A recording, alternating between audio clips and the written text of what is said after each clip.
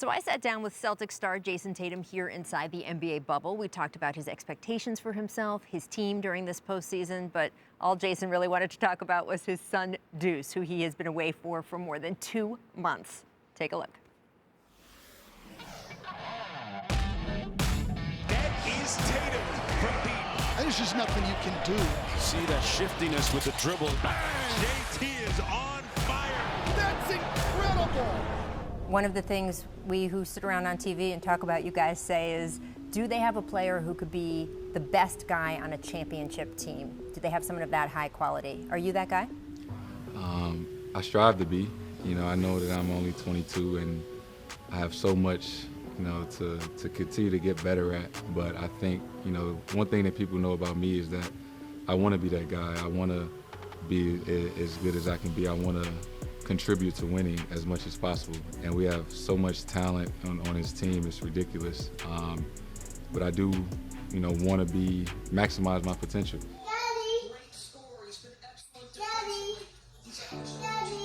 Part of being away from home, living in the bubble, is being away from family.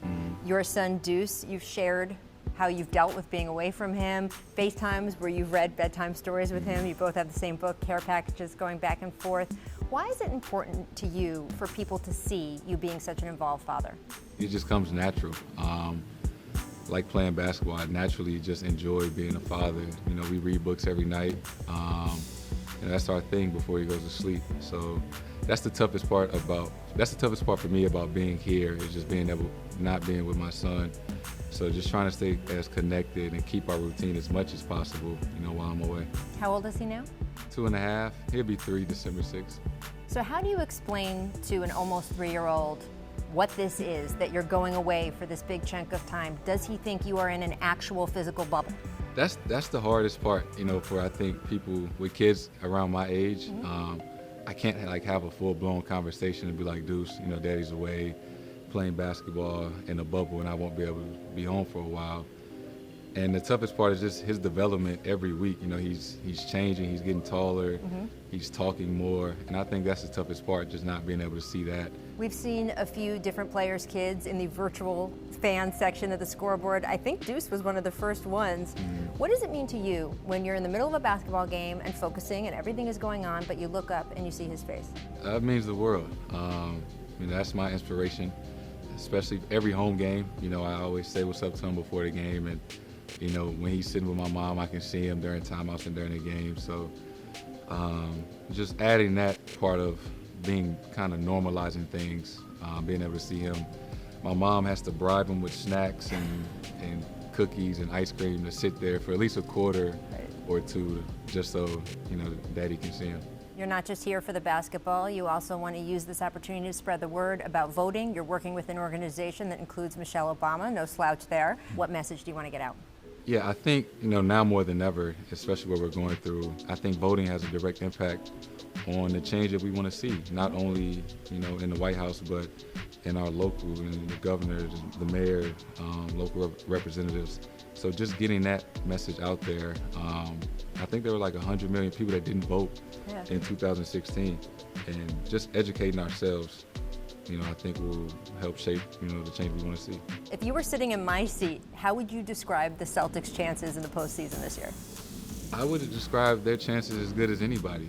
I think, you know, one thing I've learned from the bubble so far, and anything can happen. Anybody can beat anybody. There's no home court advantage. Whoever can click the fastest has the best chance.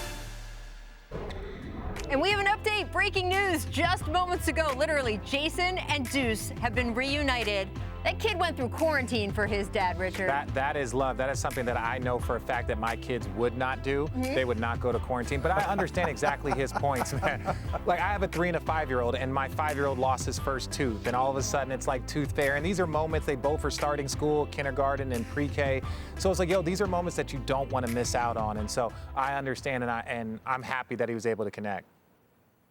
Absolutely. It's nothing like the unconditional love. I don't care if you score 30 points or 3 points, don't make a basket at all. You can come home to your kids and they love you just the same.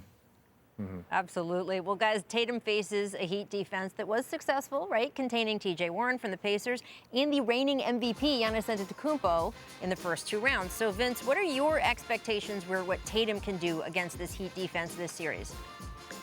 I mean, he's a budding superstar. He's very confident. One thing I liked about him, watching him in the last series, is when it was crunch time, he wanted the ball. He was calling for the ball. Anytime you have your star player saying, hey, give me the ball at the top of the key and let him make plays or make plays for himself, that's a great sign for your squad. So I expect him confident as ever and going to play well in this series.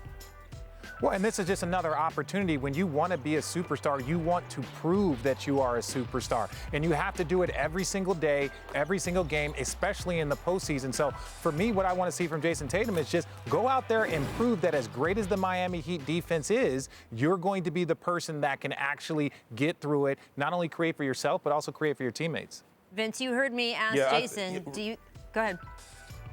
No, I think that's important. Yeah, you want him to get buckets, but he's going to demand a lot of attention. So if he can make plays for his teammates, it's going to open it up for him, particularly in the second half of the games. Well, Vince, you heard me ask Jayson if he thinks that he can be the best player on a title team, right? We always use that phrase. Do you think that this year, right now, he is already there where he could be the best player on a title team? I do. And I think the Celtics organization and his teammates believe it as well. They know they play through him, and they also have another budding superstar in Jaylen Brown, but they know to get the ball to Tatum first and foremost, and then you have your other guy as in Jaylen Brown. So yes, he can be a superstar. He's playing like one, and they believe it as well. Richard, are you on that board? Oh, you want me to talk about that? I like you talking. Okay, yeah. Well, yeah, 100%. I think that one of the things, though, is that when you look at Kemba Walker, when you look at Jaylen Brown, and we're not even talking about Gordon Hayward coming back, it's a loaded team. Thanks for watching ESPN on YouTube. For live streaming sports and premium content, subscribe to ESPN+.